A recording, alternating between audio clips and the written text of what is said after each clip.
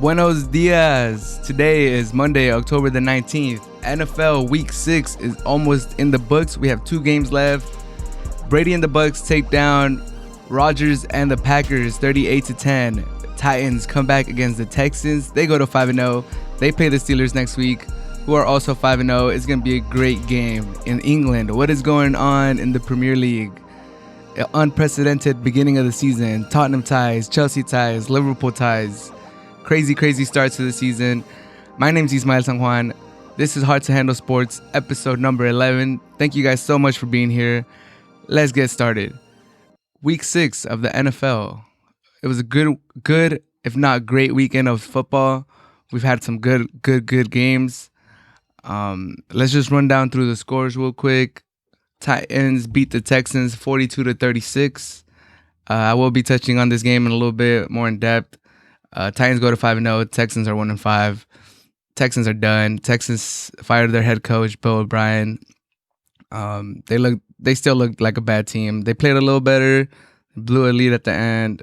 They're trying to finish the season already. They don't have aspirations to do anything. Their future looks murky. They don't have draft capital.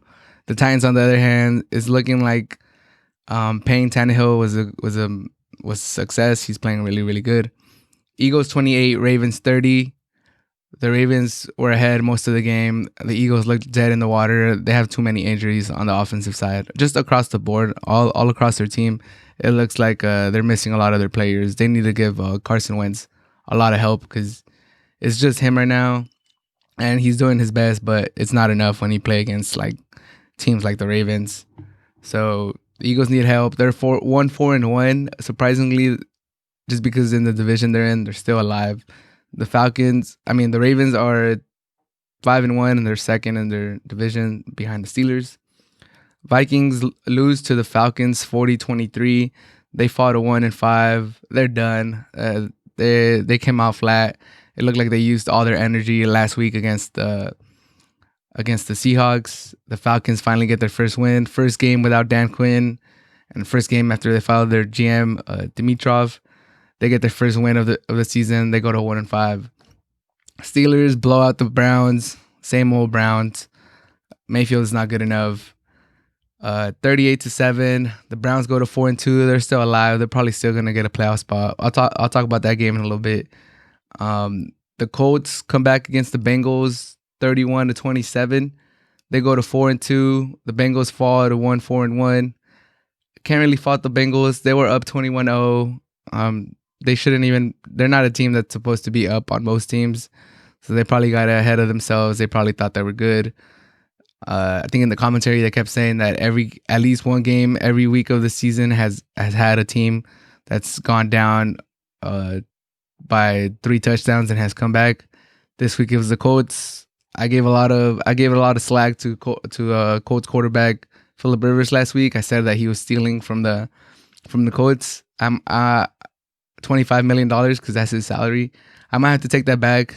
He's not stealing 25. He's probably just stealing like 7 or 8. He's worth around 18 million. He had a great game yesterday. Brought the Colts back. They're 4-2 now. They trail the Titans, who are 5-0. The Jaguars, same division. They go to 1-5. They lose to the Lions 16-34. The Lions go to 2-3. Two teams that honestly, they could just play spoiler. I think the Lions, they're 2-3. They could still maybe make the playoffs, but I don't see it happening. It was a whatever game for me, to be honest. The Panthers lose to the Bears. Panthers go to 3-3. They had surprised some teams. They had one, I believe, two in a row without McCaffrey. They lose. They're 3-3 now. The Bears, surprisingly, I still don't believe in the Bears. They're probably 5-1. Will probably get you a playoff spot now that there's 7 spots, but I still don't believe in the Bears. But they're 5-1. Their defense is amazing. Foles is playing decently enough, so they have a chance.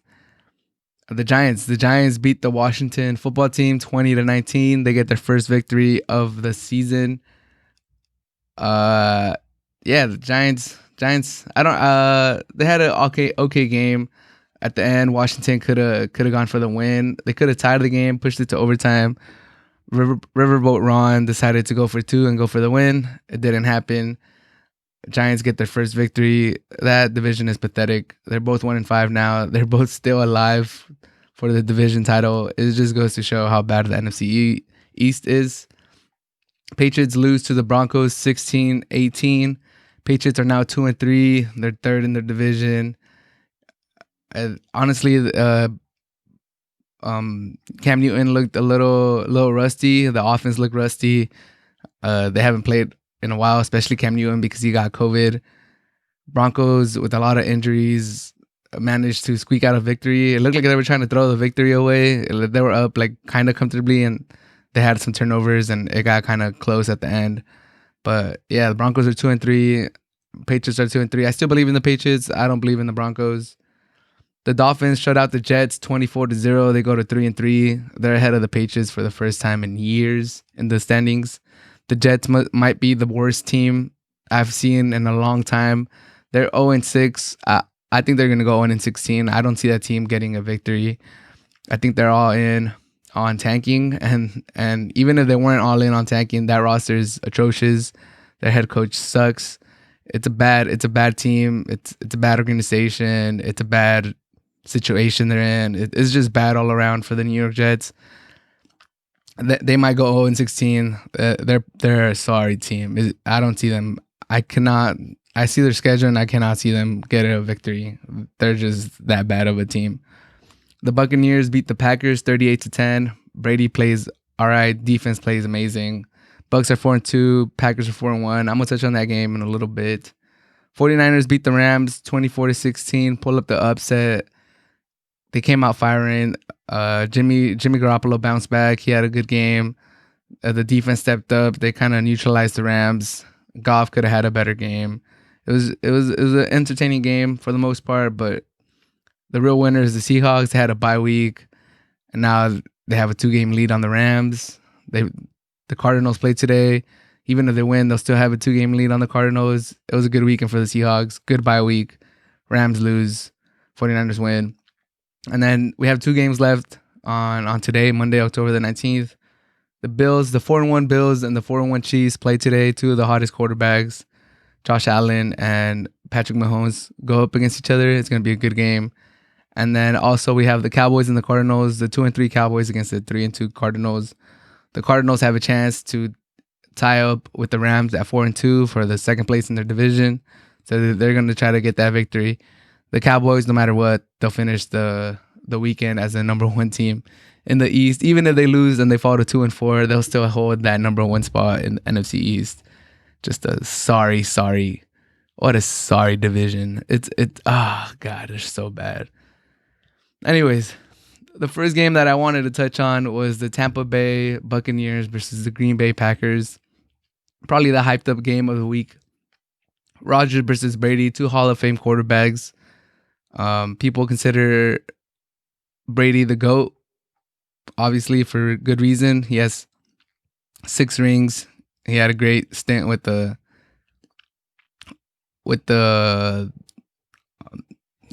Patriots. They had a great stint with the Patriots. So it was a good run. 6 titles with Belichick. Never seen before. Obviously, Brady is the GOAT. In my opinion, he is the GOAT, even though I don't really care for him, or I've never really enjoyed him that much. I've always been against the Patriots, but it is what it is. And then on the Green Bay side, Rodgers, people call him the best thrower of the football in NFL history. He's a good quarterback too. But yeah, Tampa Bay versus Green Bay, it was a hyped up game of the week. And honestly, it was a little disappointing. I thought it was going to be more competitive. I thought the Packers and the Buccaneers were going to go down to the wire, and it didn't. What was the score? It was 38-10 Buccaneers. They won by 4 touchdowns.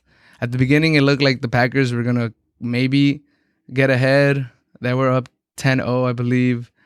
They had the football. The Buccaneers hadn't done anything, and then Rodgers threw a pick 6, and then the game just flipped on that play. The Buccaneers were prepared for Rodgers. They threw a lot of blitzes. They made him really uncomfortable. I think for the first time all season, Rodgers didn't look comfortable inside the pocket. He looked rattled. His line looked like it was overmatched. Yeah, the whole game he was just running for his life basically. He didn't have a lot of chance to just sit in the pocket and pick the defense apart, and they were throwing pressure from all over the place. So even when he would try to scramble and extend the play, and we all know Rodgers, when he does that, that's when he's at his best, when he improvises and he makes like great plays. Yeah, the Bucs were all over that. They didn't give him a chance to really improvise and extend the play. The Buccaneers, for the first time in their history as a franchise, they had 0 turnovers and they had 0 penalties throughout the whole game. And I think that's a culture change that Brady has brought from the Patriots. He's brought discipline to this team. First time ever, no penalties and no turnovers. That's pretty incredible. It's incredible that it had never happened, and then it's no surprise, to be honest, that it happens now that Brady's here. He takes care of the football, and I know he holds his team accountable, so it's not that surprising that they had no penalties. And it's funny because Jamal Williams, running back for the Packers, actually called out Brady in the middle of the week. He said there was like a soundbite that said, "Oh, my quarterback or our quarterback always knows what down it is," and that was referencing last week when the Bucs played the Bears on Thursday Night Football. Like, I think they were down a touchdown or a field goal, and Brady was driving down the field, and they were in a 4th down situation, and it looked like Brady didn't know that it was 4th down, because once they didn't get the first down on that down, he still thought he had another down. So he thought it was 3rd down, and then they were going into 4th down when they were actually in 4th down, and that was their last chance. And he missed. They didn't connect, so that was it. And then he held out a 4, thinking like, "Oh, are we not going towards 4th down right now?" So there was a lot of scrutiny in the media. Everybody kept asking Brady. Everybody kept asking Bruce Arians, like, what happened on that play? Like, did Brady just not know what down it was? Why was he throwing the 4 up when you guys were done already? When you guys had turned over the ball on downs already? And then they never admitted it, but it was pretty obvious that he did kind of like mess up mentally, or I don't know what happened, but he just lost track of the down. But Jamal Williams of the Packers throughout the week, in the middle of the week, said that soundbite just along the lines. He said that, "Oh, our quarterback always knows what down it is."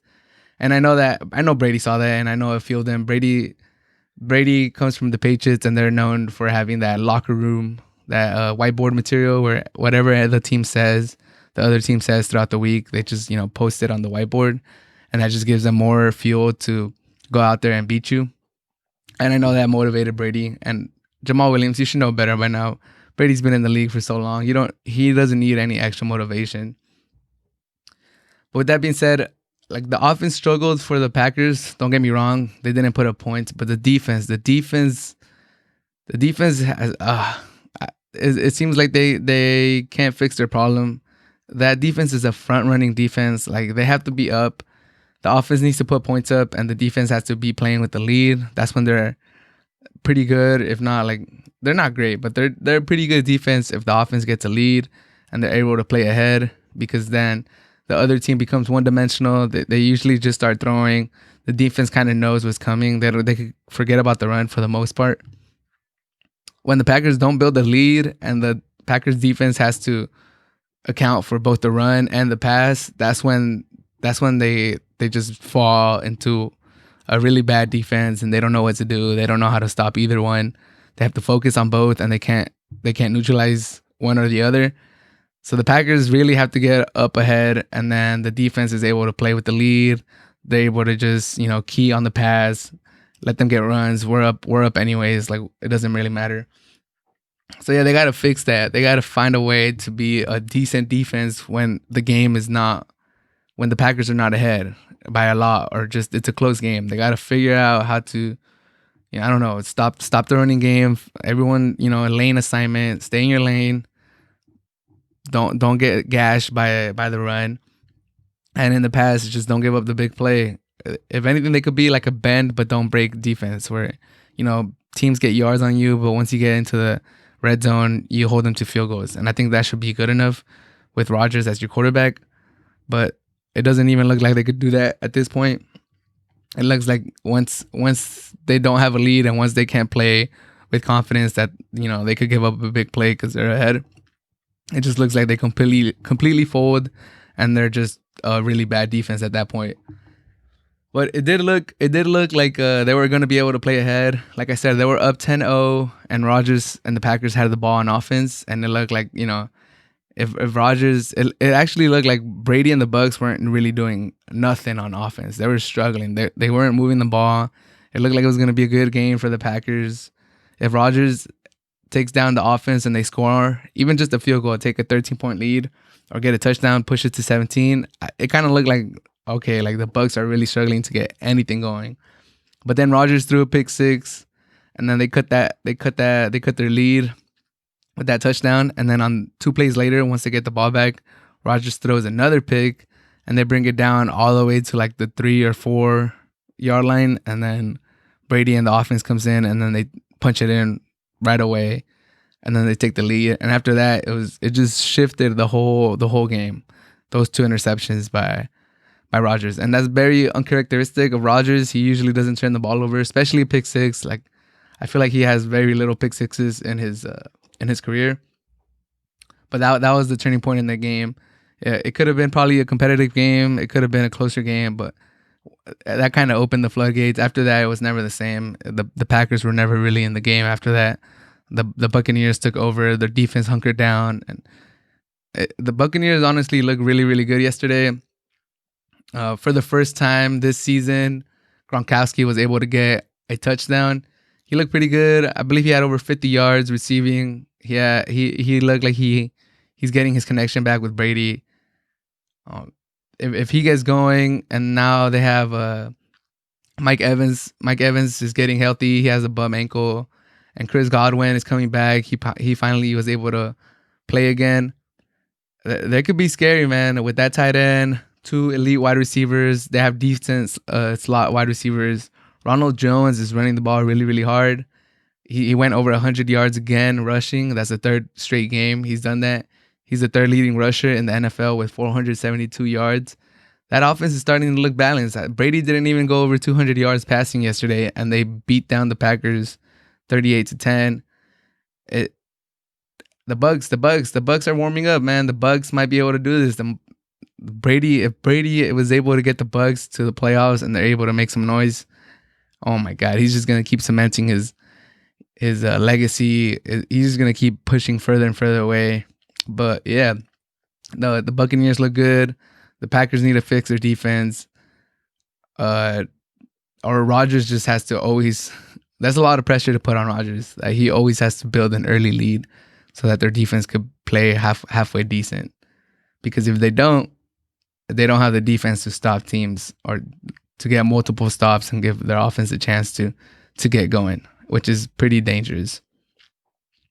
The second game I wanted to talk about, Cleveland versus Steelers.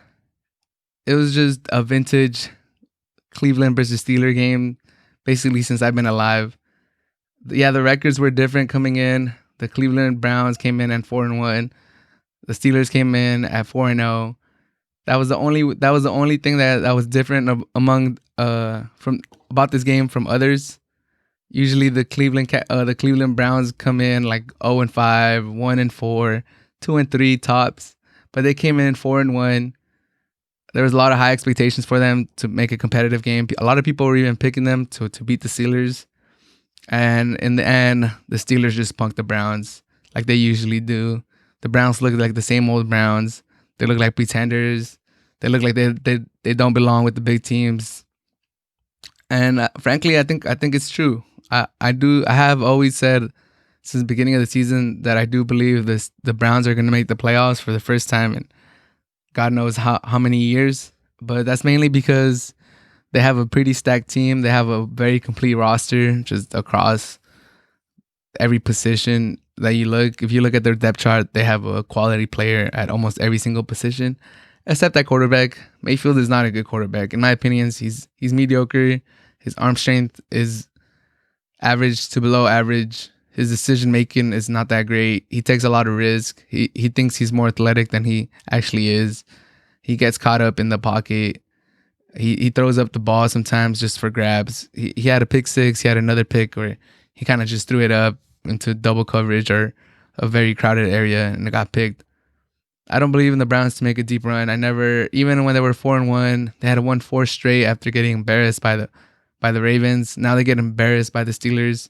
The 2 tough teams that they've played, they've gotten embarrassed by. The other 4 that are pretty mediocre teams, they've gotten decent wins. That's who the Browns are. They'll beat the bad teams. They'll lose or get embarrassed against the good or really good teams. But it should be enough to get them to the playoffs. They're pretty one-dimensional. The Browns, they gotta run, and they gotta run. They gotta keep the ball away from Mayfield. They gotta hope the game stays close. They gotta tough it out. They have a lot of weapons in the passing game: Hooper, OBJ, Landry, Njoku. They have a lot of weapons. But having Mayfield as your quarterback doesn't allow you to use them to their best of their ability. The Browns are pretenders. That's what I learned from today. They're pretenders. They made me a little worried, or they were catching my eye a little bit, winning 4 games straight. But I always had the Raven game in the back of my head, like, all right, yeah, you're getting some cool victories against the Cowboys and against these other mediocre teams. But who's a good team that you have played? And it was the Ravens, and they got demolished. So I was like, all right, I'm going to give them a chance. If they beat the Steelers, then they're for real. I'll back off Mayfield. And if he plays good, you beat the Steelers, you beat Big Ben. It's a good win to put in your record. And it was a bad start. The Steelers didn't start out that hot, to be honest, but it was a bad start. Mayfield threw a pick six, and then they were playing catch-up the whole game. To be fair, Mayfield was hurt. I think he had some bruised ribs or something like that. But if he was hurt, he shouldn't have been out there. I get the competitiveness. He probably wanted to be out there for his team, but even 100% healthy, he's struggled before. So if he's not at 100%, he's not good enough to play hurt and still have a impact or be a good quarterback.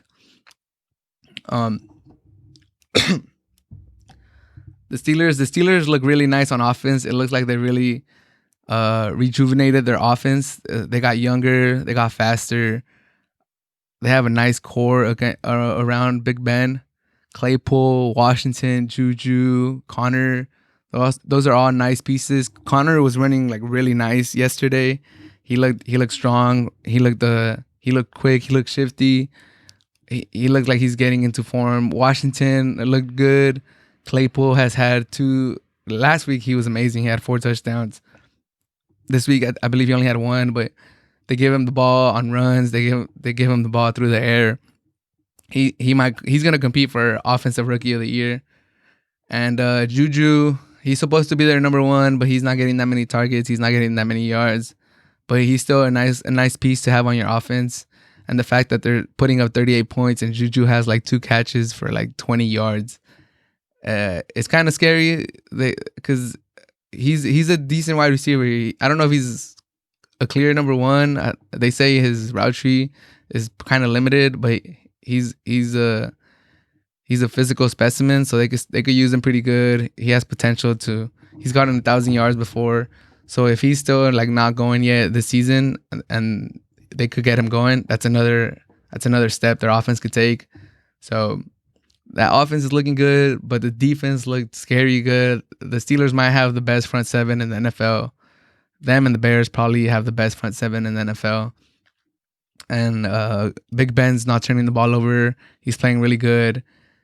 I think the year off kind of helped him because he's pretty old now. I believe he's 38, but he took a year off. He looks fresh. He looks like he's playing good. He's making sound decisions. The Steelers are going to be a scary team. They're a team that I actually believe in. They're a team that I actually think if everything gets going, they just lost their middle linebacker to an ACL, and that's going to hurt. But if they're able to avoid more key injuries going forward, they have a pretty complete roster. Their offense is looking good. Their defense is looking good. They might make some noise if they get to the playoffs. They're a solid team. And now they're 5-0. They're leading the division. And their next game is actually against the Titans. Titans are 5-0 too. So there's only one bye week. There's only one team that gets a bye in the playoffs now and going forward. So getting that number one seed in the AFC or in the NFC is especially key because you want to get that bye. You don't play a game. You're that much closer to getting to the Super Bowl. You're that much closer to winning the Lombardi Trophy. That number one spot is key. It's key. It's more important than ever because before two teams would get it, now it's only one. So that gives you a big advantage over the rest of the playing field. So I know the Steelers, if they really want to make some noise, they're gonna have to hold on to that number one spot, and it's gonna be hard because the Ravens are right behind them. And like I said, they play the Titans, who are also 5-0 next week. That should be probably the game of the week. That's gonna be a fun game.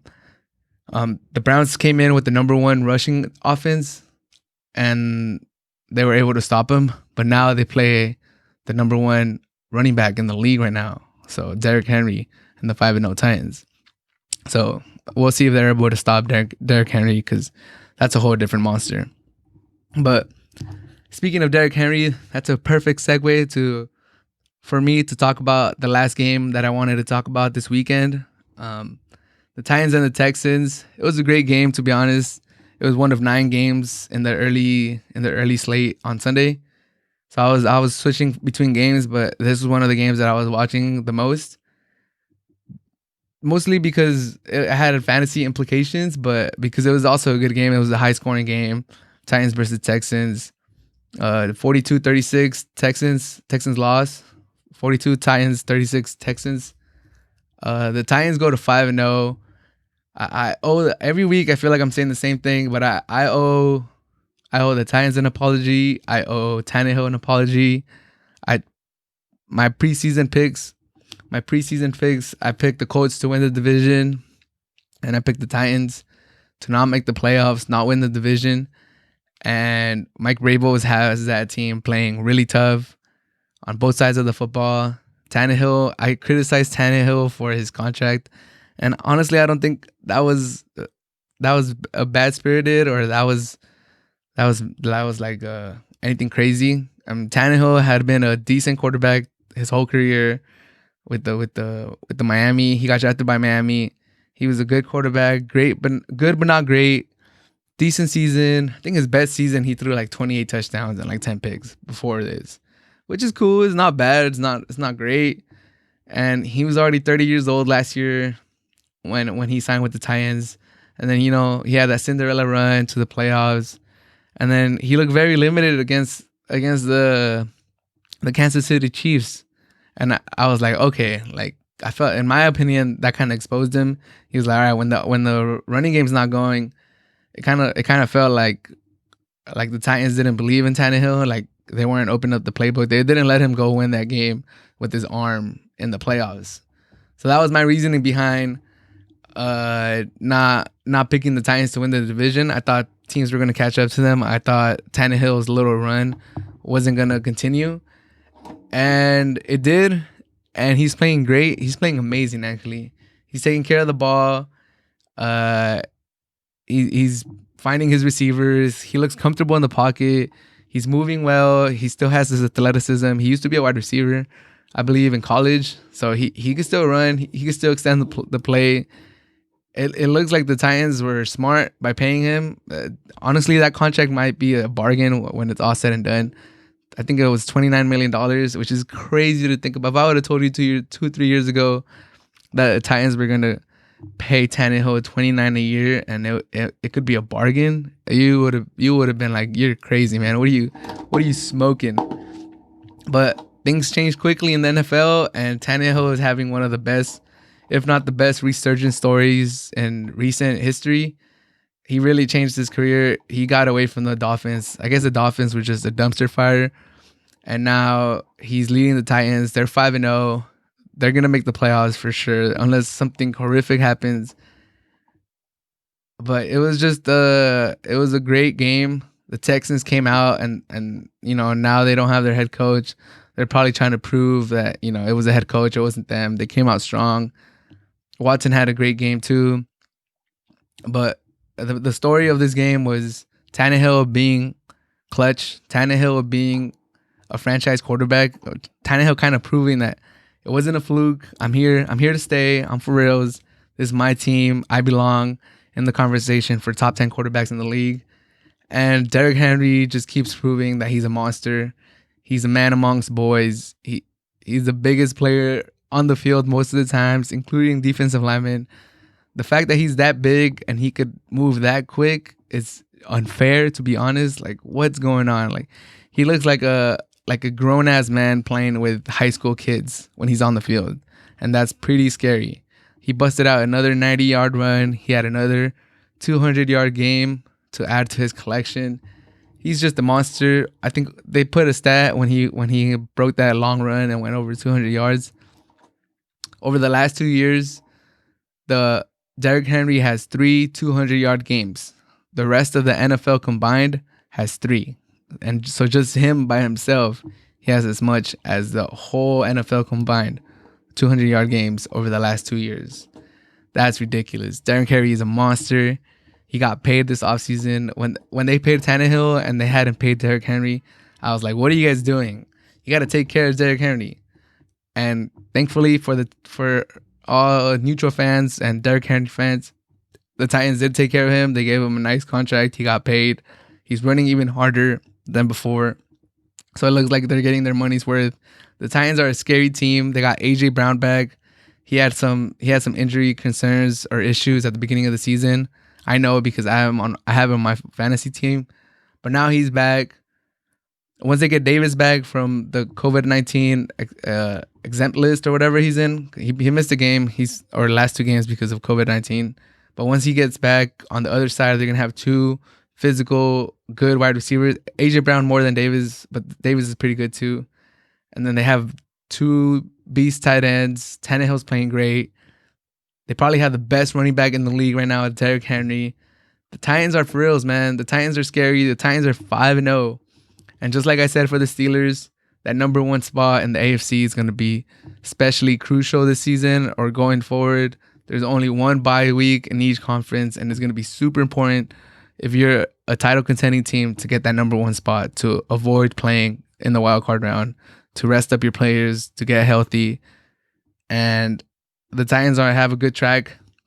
They're on a good track to get that number 1 spot. They play the Steelers this week. It should be a great game. If you guys are going to watch one game next week, I suggest it's this one. The Titans at 5-0 against the Steelers at 5-0. Big Ben against Tannehill. Tannehill is playing elite, which is crazy. It's still crazy to just wrap everything. He's from the same draft class as Luck and RG3. And we all know how Luck and RG3 career started. RG3 started firing out the gate with the Washington football team, or they were called the Redskins back then. But RG3 came out firing. Luck came out with all the hype. He was supposed to be the next big quarterback. He's the can't miss prospect, but he retired early. So RG3 is a backup. Luck is retired, and Tannehill is over here being a franchise quarterback, leading the Tennessee Titans to a 5-0 record in the same division that Luck got drafted into, the AFC South. Just crazy storyline, crazy career turn that Tannehill has had. He flipped the switch, and it's been pretty awesome to see, to be honest. So I wish him the best. I wish the Titans the best. And like I said, if you're going to watch one game next week for week 7 of the NFL, I suggest you watch the Tennessee Titans against the Pittsburgh Steelers. 2 5-0 teams duking it out. But moving along to the EPL, Matchday 5 is almost over. Today, October 19th, West Brom plays Burnley. They're actually probably playing right now. They're about to start. And Leeds plays my Wolves later on today. But Matchday 5 was pretty good over the weekend. We had some very interesting games. I'm just going to go over the scores real quick. Everton against Liverpool, 2-2. I'm going to talk about that game in a little bit. It was a great game. Controversial, super controversial. We'll get into it. Chelsea versus Southampton, 3-3. Chelsea blow another lead. I'm also going to talk about that game. Really interesting game. Just fun soccer this weekend. Man City beats Arsenal 1-0. I was actually looking forward to this game. I thought it was going to be a great game. I'm not gonna lie, it was kind of snooze fest. It was not too exciting. There wasn't too many chances. Man City won 1-0. I did think Man City was gonna win. I thought it was gonna be more competitive. I thought it was gonna be a funner game, but 1-0 Man City. Man United 4, Newcastle 1. Man United got down early with an own goal, and then they tied up the game, and it was 1-1 for almost the whole game. And then they scored 3 goals in like the last 10 minutes, pushed the lead to 4-1. It was a good bounce back game for Man United after getting trashed before the international break by Tottenham. 4-1. 4-1 Man United. Newcastle. Oh, well. There's still a lot of the season. You're a mid-table team. You've shown some promise. I feel like they're going to stay in the top flight. Other scores, Sheffield won, Fulham won. The bottom 2 teams in the Premier League, I believe. What can you say? Both of them are looking like they're going to get relegated. Sheffield surprising because they played really good, or they were a competitive team last year, and they have not shown that this year. Crystal Palace won, Brighton won. Another decent game. I didn't really watch that one. Tottenham 3, West Ham 3. Tottenham, I'm going to talk about this game, but just crazy result. Tottenham was up 3-0 within the first 15 minutes, and they blew the lead. We'll talk about that in a little bit. Aston Villa 1, Leicester 0. I think Aston Villa is like, for me, they're like the Tennessee Titans, kind of. I got to apologize to them every week. I thought Aston Villa was going to get relegated because they barely survived last year. I thought they were going to lose Grealish to a big team, and they've been able to keep him. And now they're 4-4. They're second in the table. Ridiculous. Crazy scenes in the EPL this year. Aston Villa beats Leicester. They're 4-4. They have 1 game at hand, and they're second in the EPL. Ridiculous. And like I said, there's 2 games left. West Brom and Burnley, Leeds against Wolves. I believe West Brom game, at the time of the recording, I believe it just started. They should be playing right now. And then later on today, probably when you're watching this game is going to be over, but Wolves versus Leeds. Good luck to my Wolves. If they win, they go to 6th after having, it's been a pretty rough start to the season, but if they win, they go to 6th, and they're right in the thick of things. So hopefully the Wolves win. Go Wolves. Fun fact that I learned about this week: we're 5 match days in almost. There's only 2 games left. Match day 5 is almost in the books, and there has been no 0-0 games this season, which is ridiculous. It's crazy. It's unheard of. It's probably because there's no fans. I think that has to do something with it. But this is the most high-scoring season ever in the EPL. There have been no 0-0 games so far. Hopefully this West Brom or this Wolves game isn't one of those. Hopefully it's a good game. Once I'm finished recording, I'm going to watch those 2 games. Hopefully there's good goals in that game, but it's crazy. As of week 5 is almost over. There's 2 games left. There has been no 0-0 games in the whole season. Almost 50 games that have been played. That's ridiculous. That's crazy. That's an insane stat. When I read that, I was like, whoa, that's an insane stat. And I think it has something to do with the fact that there's no fans. There's been a lot of comebacks, and all over the world, and whatever sport you're analyzing or you're observing, there's been a lot of like crazy comebacks. And I think that's because there's no fans. There's no fans in the stands, and I think teams get relaxed when they have a lead and they don't have fans to keep your concentration. Or if you're losing, you don't have fans to demoralize you and just, kill your spirit. It's just you, and just like keep playing, and maybe something will happen. And then also, it's just been a crazy season. Aston Villa is second. They're 4-4, and Everton is still undefeated after tying with Liverpool. They have 4 wins, 1 tie. They're number one. They're number 1 place in the Premier League, and it's just crazy. When you look at the table and you see like the scores, I think Man City is number 10th in the table after 4 games for them. It's just ridiculous. They have a game at hand, but still, it's just you go down the table, you look at the spots, you look at the scores this season, and it's just been crazy season. It's been really fun. I'm actually excited to see how it plays out. It's going to be a great season. It's been a great season. We're a quarter through. No, we're an eighth of the season through, and it's been amazing. And I hope the 7/8 of the season that are left, I hope is just as good as the beginning. Because man, it's been an exciting season, and I can't wait for more. The international break was cool. Got to see some international teams. I'm Mexican, so I saw Mexico beat Netherlands, and then they tied against Mares team. I forgot what team plays for. I think it's Algeria. They tied with them, so it was cool, but nothing compares to club soccer unless it's like like a big international tournament. For just regular qualifiers and like international breaks is not the same. So I was really glad that the Premier League was back. And first game that I wanted to talk about from this weekend, really get into it. Everton versus Liverpool, Merseyside derby. To the champion against the number one team or number one position in the league. And it was a good game. I'm not going to lie. It was entertaining. 2-2 over here in the US. You had to get up early to watch. It was a struggle. I'm not going to lie. I had like one eye shut and one eye open, but just because it was so early. Not because I don't like soccer or not because it's not a good game. It was just super early. But yeah, and let's get started. Let's talk about it. There was two controversial things from this game. Virgil van Dijk got taken out by Pickford. It was crazy tackle.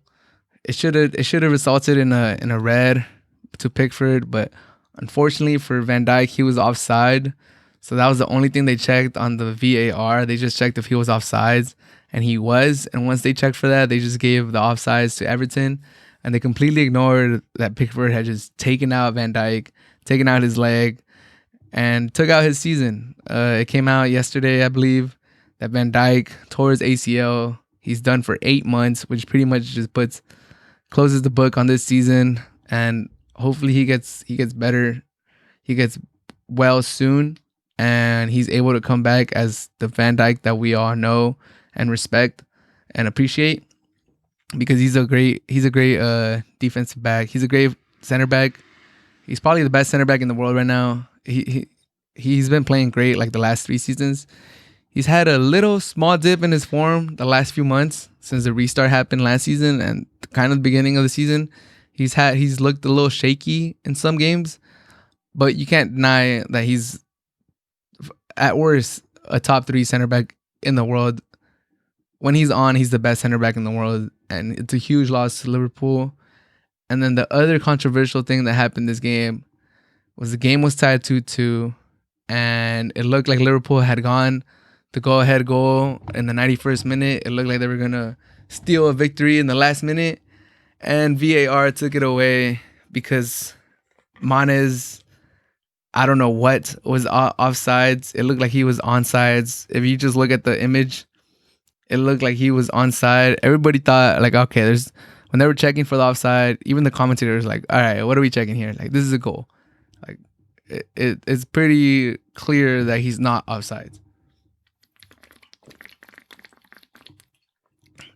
And then they checked, and they called offsides, and it was just crazy scenes in the Merseyside derby. I know Liverpool felt like they were slighted twice. Their captain, their best defender, the heart of their defense is taken out, and Everton gets no repercussions. And then you think you got the victory, you're going to move up the table, or you're going to win the Merseyside derby, and they take the goal away from you because maybe Mane was ahead of the defender by a millimeter, if that. I would be upset, and I've been upset. There was a similar play last season where my Wolves went to Liverpool, and they were losing 1-0, and they got the equalizer. They got the equalizer like in the 45th or 47th minute, right before halftime. And Neto scores it, puts it in the bottom left corner, and he's celebrating. He's doing his little celebration, and then they check the goal. And even the commentators were like, what are we doing here? Like, are we serious? Like, this is not offsides. And then they called offsides for that too. They take the goal away. Liverpool take a 1-0 lead into halftime. They're able to see out the game. They're able to get that victory against the Wolves. And there's been other times where VAR has benefited Liverpool.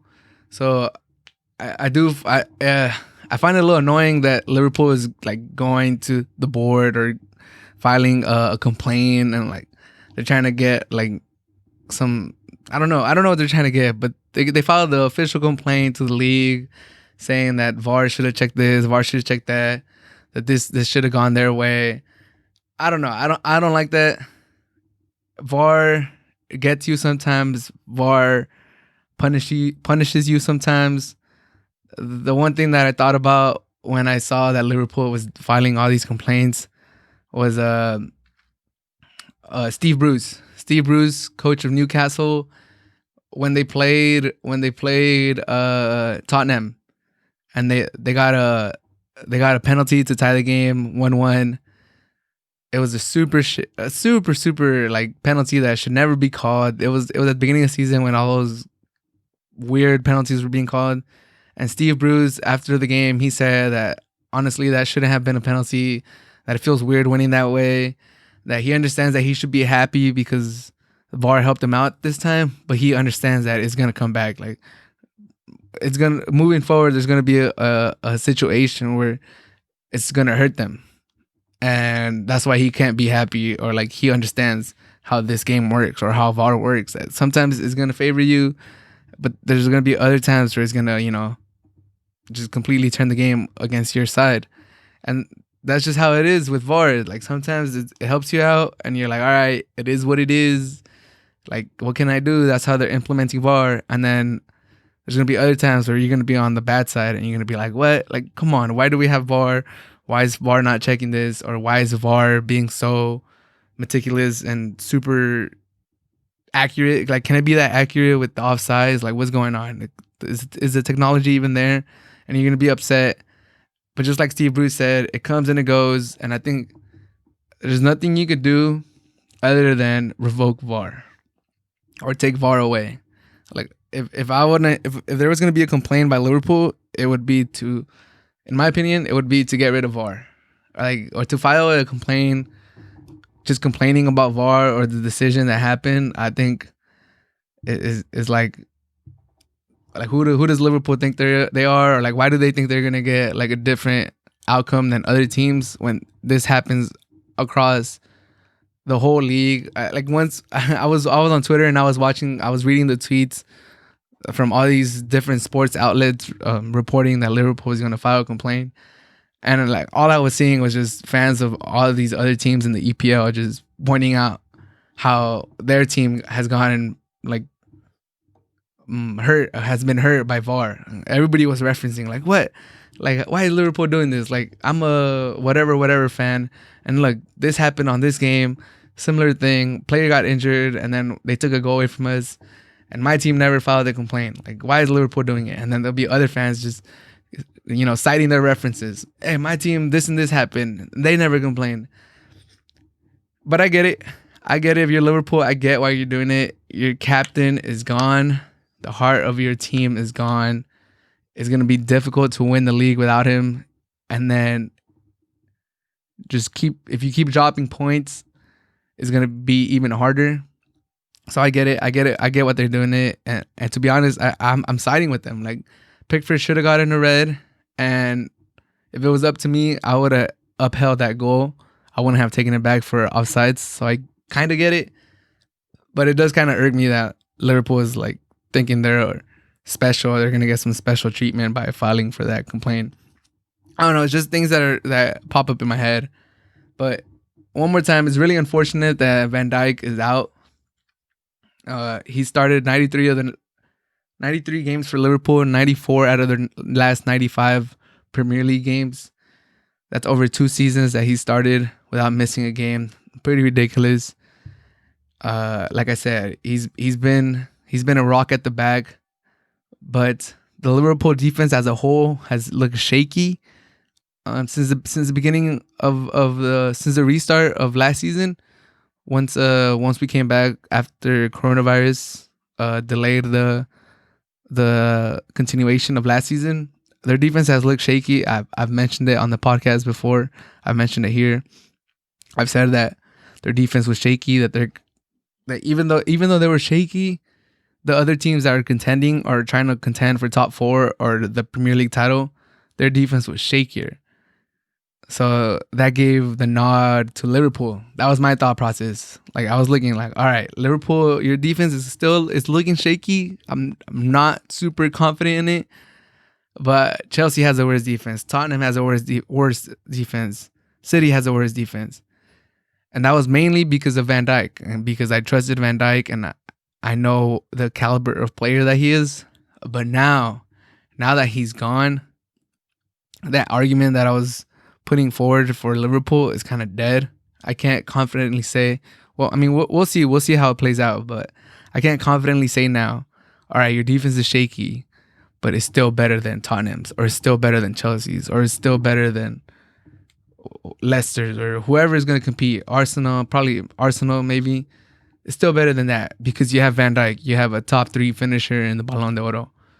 You have probably the best center back across the world the last 3 or 4 seasons. And now he's gone. So we'll see how they're able to replace that defense.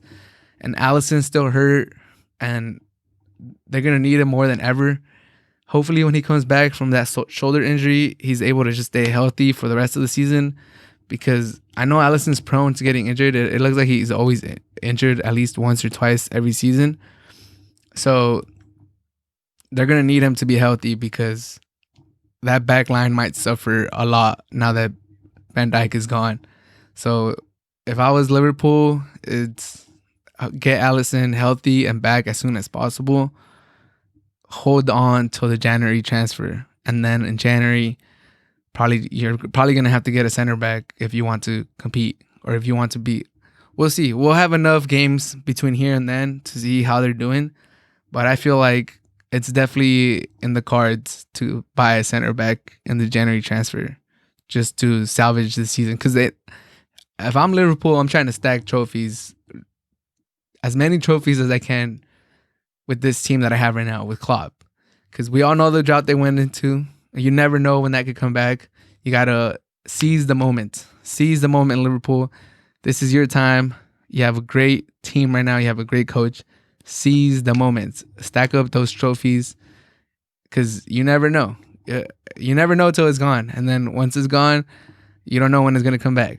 And that's for a lot of things. But seize the moment, Liverpool. I think they need to get Alisson back and backup keeper, center back during January transfer season. And then maybe they could salvage their season. Because if they don't, I don't see them winning the league with just the roster they have right now. If Matip or Gomez are their center backs, or they put whoever at center back, it's going to be tough to hold on, because basically the EPL is going to come down to whose front 3 could score the most goals and whose weak defense could hold on the best. Because that most of these elite teams, that's the way they're constructed. They're really good at top. They have a pretty good midfield, or if not, a really good midfield, and then their back is suspect or mediocre. So, and one more thing, Firmino. It looks like Firmino's really struggling. He hasn't scored at all this season, and it might be time to give Jota a run at the number 9. Mane and Salah on the sides, and maybe try Jota in the middle. He had a good international break. He scored twice for Portugal. He looked like he's in form. It looked like it's a good signing already. As a Wolves fans, I miss him. But if I'm Liverpool and Firmino, for all he's done, I've been a Firmino fan. I like him. I think he's a good build-up player along the mold of like a Benzema. But it looks like he's struggling this season, and you have other pieces, and you just got to keep stacking points if you want to compete for the league at this point. It's not the end of the world that they've dropped points at the beginning of the season, because almost every team has dropped points. And how long could Everton and Aston Villa keep up the pace that they have? But yeah, that's one of the things that I would try would be to put Jota at the number 9.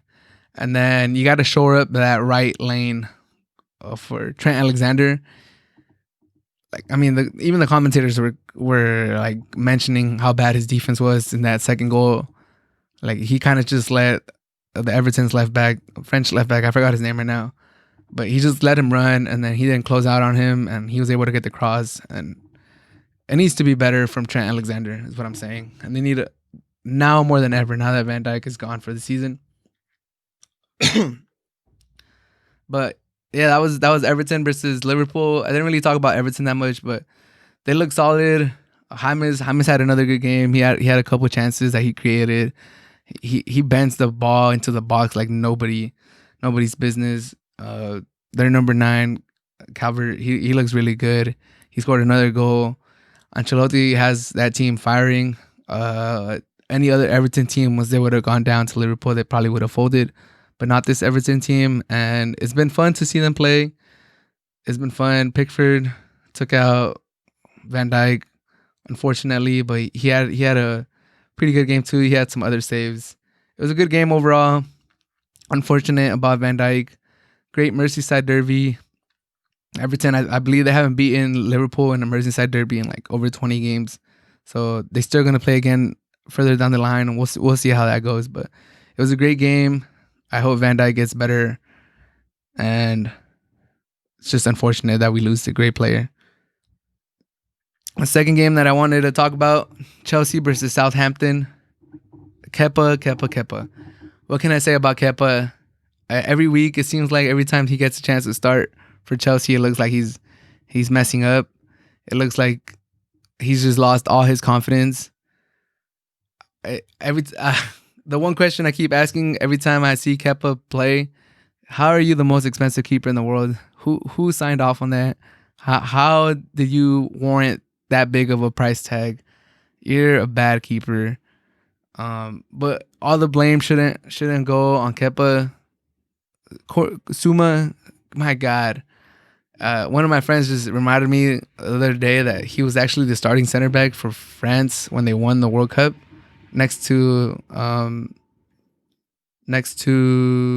Real Madrid center back. What's it? Varane.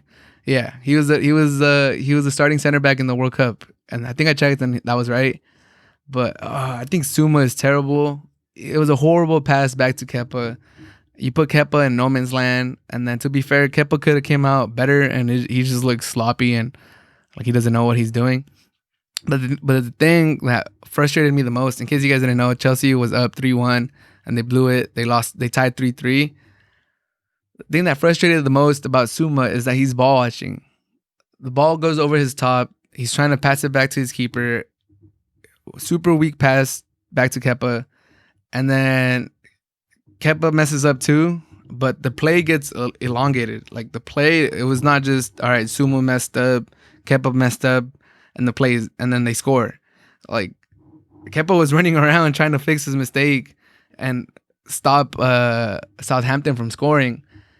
And Suma is just, once he messed up, he just starts walking and watching what's going on, just watching Kepa trying to fix whatever is going on. And Suma just the whole time is just watching the ball, walking, not like, I expect you to get on a full sprint and defend the goal and try to salvage the mistake that you made. And that was not the case. He just ball watched. He just let it happen.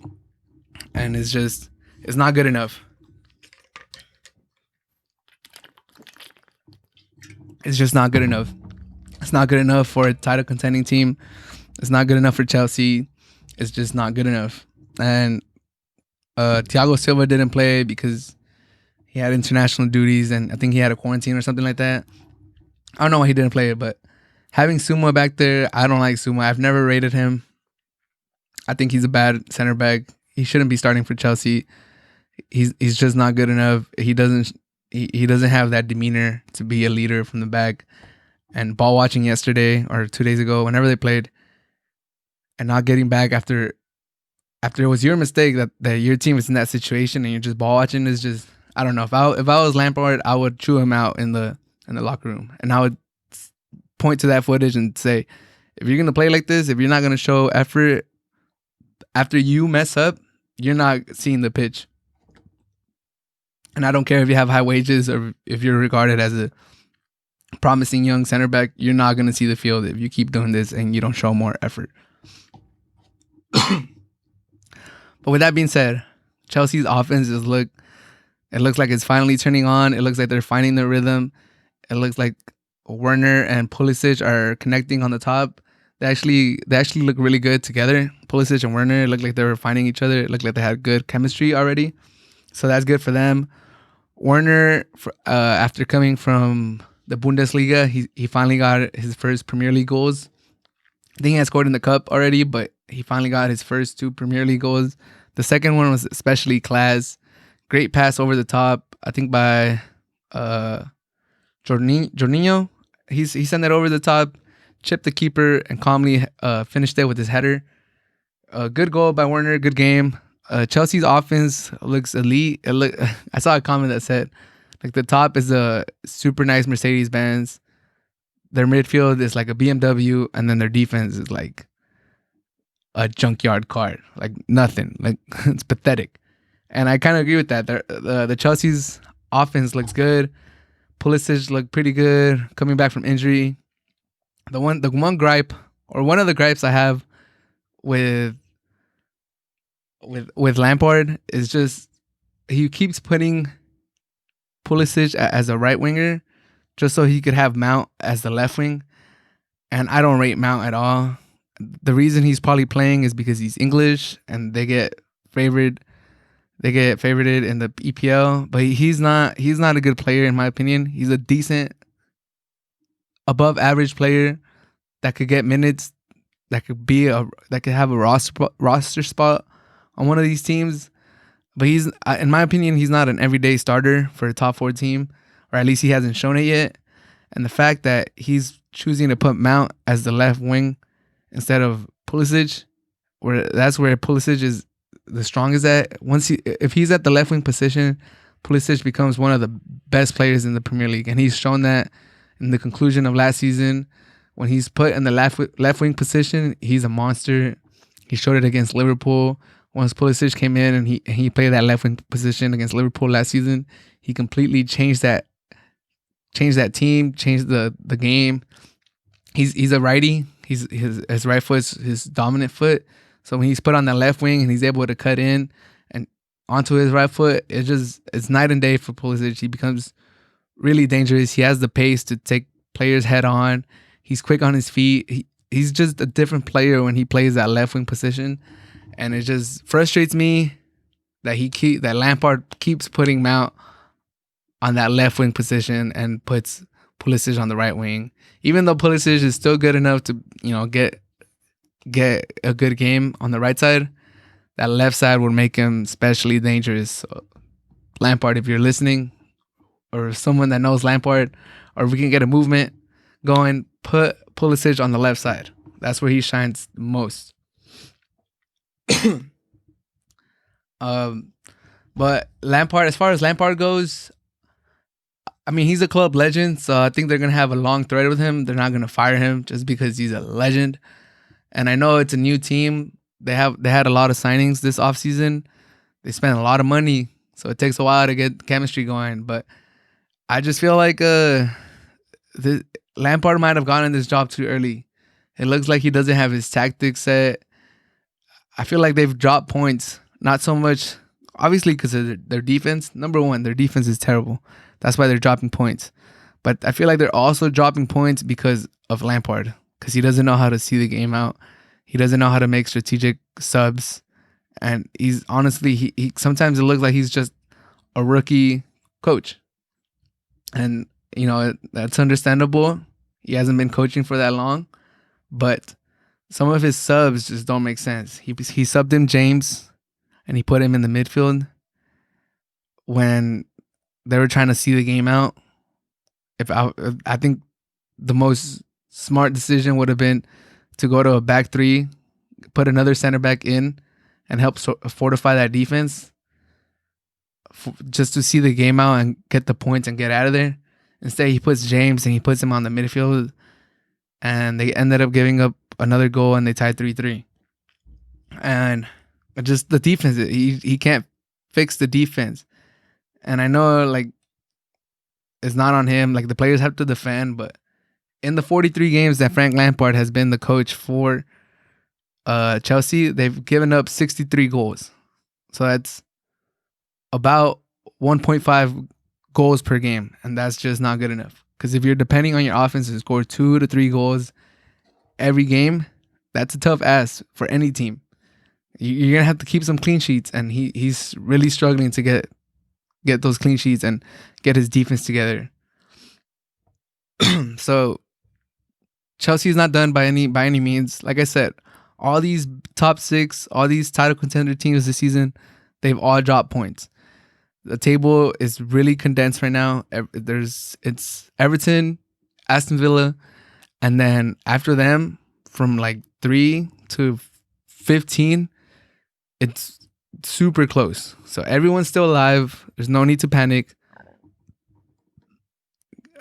Lampard is probably going to be given to the end of the season.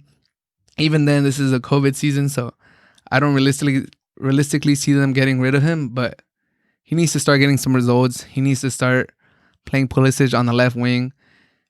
He needs to start making his defense play tougher. He needs to bench Kepa, first of all. It's been long enough.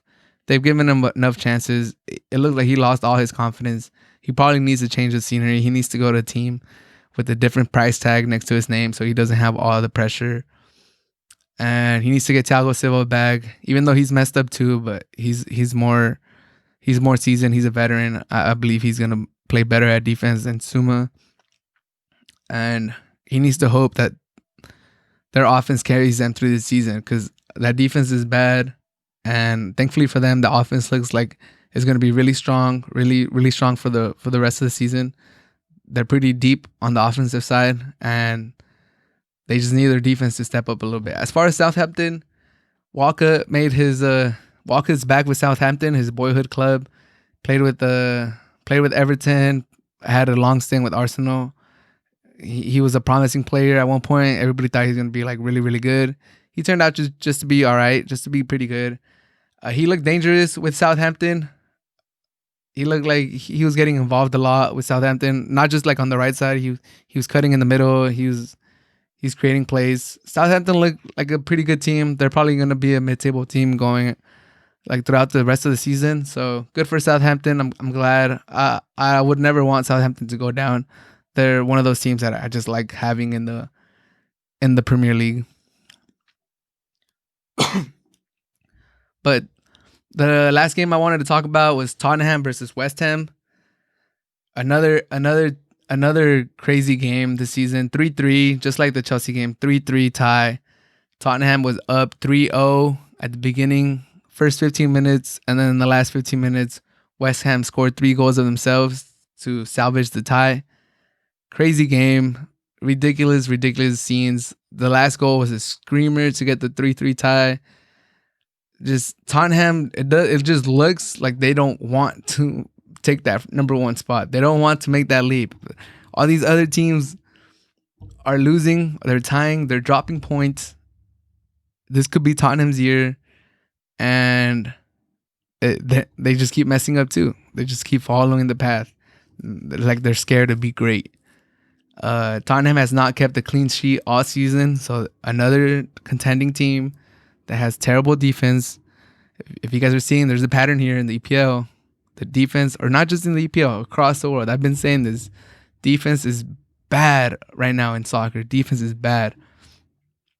But yeah, Tottenham has not been able to keep a clean sheet all season, and Mourinho prides himself on defense. That's his bread and butter. Park the bus and counterattack. And they were up 3-0. Looks like they were going to win comfortably. This was supposed to be the Gareth Bale game, making his return to Tottenham.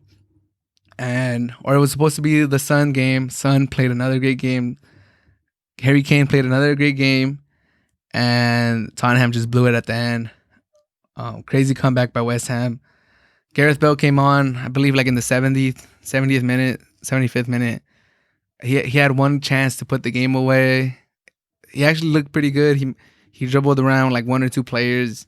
It was on his left foot. I thought he was going to finish. I thought he was going to put the ball in the back of the net. Unfortunately for him, he put it wide right. And it could have been inconsequential, but man, West Ham scored a screamer at the end. Top right corner, probably goal of the season contender. Great game. Great goal. As far as Tottenham goes, they could have the best trio in the league: Harry, Kane, Son, and Bell. That's a dangerous trio. Could compete against anybody's trio, especially if Bell gets back in form. And he looked pretty decent. Just needs to work on his finishing. If Son, Kane, and Bell are all in form, that's a dangerous three. It could compete. Like I said, it could compete against anybody. Their midfield is decent. They have a pretty good keeper. I still like Mourinho. It's a good head coach. But they've had some unfortunate ties or losses this year. Yeah, they beat United. They trashed United. But unfortunately, they got that loss against Newcastle 1-1 when they got that late penalty. It was kind of bullshit, but still they dropped points there. Now they drop points against West Ham. They just got to see these games out. They got to find a way to finish these games. If they ever want to stop being in the laughingstock of the EPL, because everybody clowns on Tottenham. Everybody is like, yeah, like you're like the little brother of the big six. Like you're always kind of there knocking on the door, but you're never getting anywhere. Like, yeah, you got to the Champions League final, you couldn't win it. Yeah, you've had good seasons, but you've barely finished in the top 4. Like Tottenham needs to make that jump. Like sometimes I root for them just because hey, they have some cool uniforms. They've had some good players. They've had Bell. They've had they have had Modric. They have Eriksen. They've had good players go through their game through their teams, and it's never happened for them. They haven't won league. And they need to win the league in recent history to validate this improvement that they've made. And I think this year, more than any year, the EPL, the Premier League is wide open. The Premier League is wide open. I don't know if teams are more balanced. If it has something to do with COVID. There's no fans. It's way different with fans. There's a lot more goals. Comebacks are being made every weekend, it seems like. No one seems to grab a strong chokehold on the lead, on who's the best team in the league. Aston Villa is playing great, but I don't see them, keeping this up. Everton's playing great, but realistically, are they going to finish 1 and 2 or even in the top 4? Probably not. It's probably going to be one of the usual teams that's kind of struggling out the gates. Everyone's struggling out the gates. Everyone has a chance. I kind of like it. I don't really like it when Liverpool or Man City run away with the league by 20, 30 points and it's decided and it's a 1-horse race or it's a 2-horse race. I kind of want to see it play out like it's playing out right now, where 1 through 6, they're all bunched up, and depending on how these results go week in and week out, it could just fluctuate. I like that. I think it's going to be a great Premier League season, but like I said, for Tottenham especially, if you want to start building a name for yourself, this is the year to do it. The EPL is wide open. You actually not just have a chance to finish top 4, you have a chance to win the league. Like realistically, I don't think I'm saying anything crazy. They realistically have a chance to win the league this year. The way all these teams are looking so far after 5 match days, anything could happen. And they have a great head coach who's won Champions League with 3 different teams. They have class players, Kane, Son, Bell, all over the field. They've spent money. Garrillon. They got a lot of players. This might be the year for Tottenham. They got to just concentrate, see these games out, and you might be able to win the EPL trophy this year. But that was EPL Matchday 5. It was a great weekend. More unprecedented results. It seems like every weekend we're just crazy games. Nothing seems to go the way we think it's gonna go. If you've been betting on these games, these 5 match days, it's probably rough. I don't know who's like, if you have multiple games on your tickets, I feel like there's at least one every week that's messing you up, or that you don't see it coming. And that's the beauty of the sport. That's the beauty of soccer. That's the beauty of the Premier League. I've had a lot of fun watching the sports, talking about the sports. NFL has been great too. Week 6 was great. Thank you so much for listening. This has been Hard to Handle Sports podcast, episode number 11. Have a great day.